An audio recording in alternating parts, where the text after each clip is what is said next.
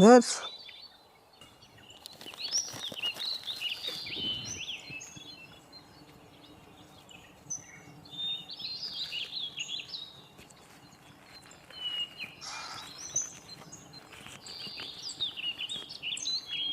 বাহ,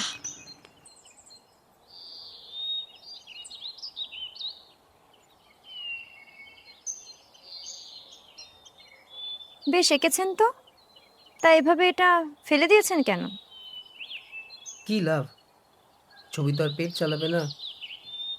অবশ্য মানুষ কবে যে বুঝবে শিল্প টাকা কামানোর মেশিন নয়। শুধু কি মানুষদেরকে দোষ দিলে হবে? কখনো কখনো ভগবানও চায় না। আমি ভগবানে ঠিক বিশ্বাস করি না। আমি মনে করি মানুষ নিজে চাইলেই সব কিছু করতে পারে। আসলে সমস্যাটা হয়ে দাঁড়ায় টাকার অভাব। অভাব মানুষকে এমন একটা পরিস্থিতি টেনে ফেলে যেখানে মানুষকে শিল্প নয়, টাকাটাকে বেছে নিতে হয়। আর এখানেই মৃত্যু হয় হাজার হাজার শিল্পীর। না, সবসময় টাকা পথের কাটা হয় না। মাঝে মাঝে পরিবারের আঘাত আর প্রিয় মানুষের দেওয়া কষ্ট সবকিছুই বাধা হয়ে দাঁড়ায়।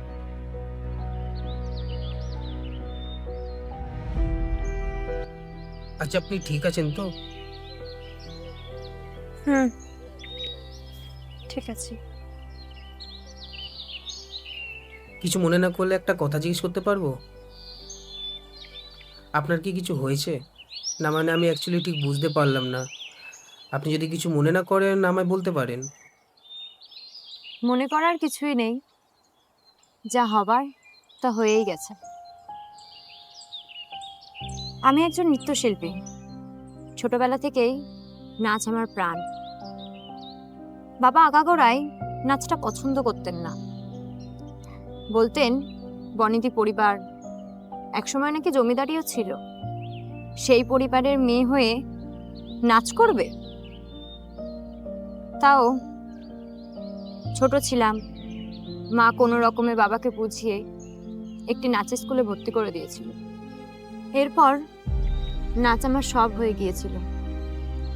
ধীরে ধীরে যত বড় হচ্ছিলাম ততই বাড়ি থেকে ক্রমাগত চাপ দিতে থাকে নাচ ছেড়ে দেওয়ার জন্য।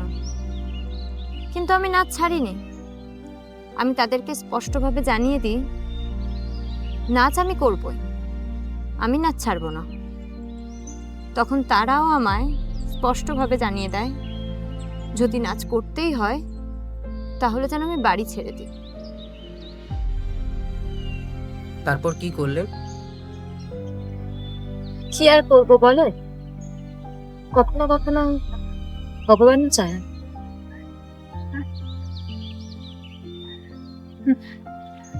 আমার একটা বয়ফ্রেন্ড ছিল জানেন, সে সব জানতো, সে আমায় সাপোর্টও করতো। যখন বাড়িতে এরকম একটা সমস্যা হলো, ওকে গিয়ে বললাম, চলো আমরা বিয়ে করি, তাহলে আমি একটু স্বাধীনভাবে বাঁচতে পারবো, নাচটা করতে পারবো, কোনো সমস্যা হবে না।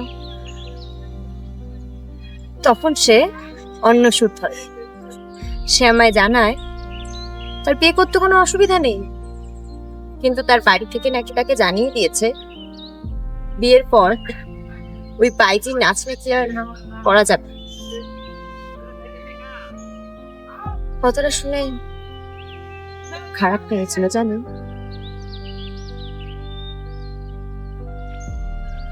এখনকার যুগে দাঁড়িয়েও মানুষ এরকম চিন্তা ভাবনা রাখতে পারে?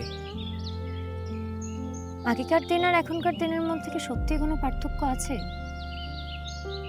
আমরা এমন একটা দেশে থাকি যেখানে মেয়েকে দেবী বলে পূজা করা হয়, আবার সেই নারীকেই পশুদের মতো খুপড়ে খুপড়ে খায়। তারপর দোষ নাকি পোশাকে? এখনো কিছু কিছু মানুষ আছে যারা মনে করে মেয়েদের নাকি বেশি লেখাপড়া করা উচিত নয়, মেয়েদের শুধু উচিত রান্নাঘরে আটকে থাকা।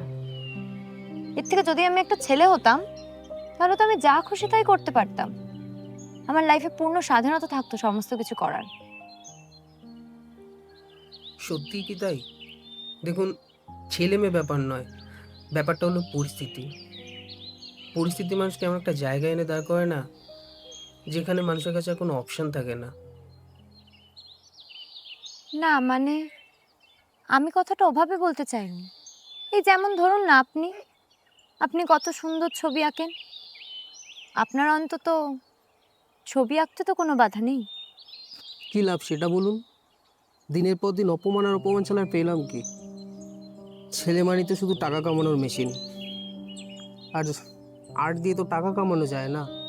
আর যখন তুমি পরিবারে টাকা দিতে পারবে না, তখন সে অপমান এত পরিমাণে বেড়ে যায় না, তা আর নেওয়া যায় না। জানেন, আমারও ইচ্ছা ছিল খুব বড় আর্ট ডিরেক্টর হব। কাজের জন্য লোকের কাছে হাত জোড় করেছি, পায়ে পড়েছি, কিন্তু হাতে গোনা দু একটা ছোট কাজ ছাড়া আর কিছু পাইনি। হাতে কাজ নেই, পরিবারে টাকাও কম দিয়েছি।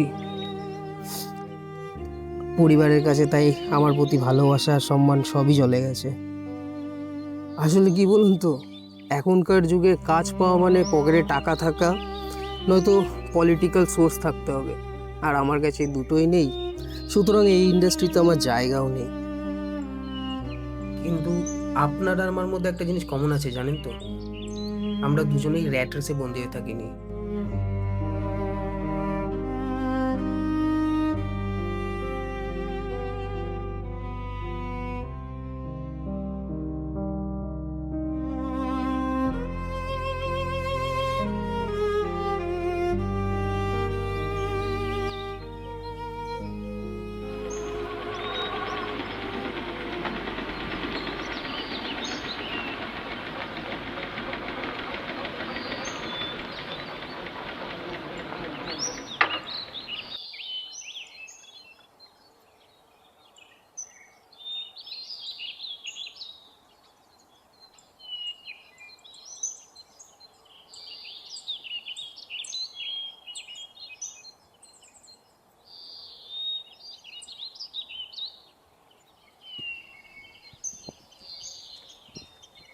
কি রে বললি?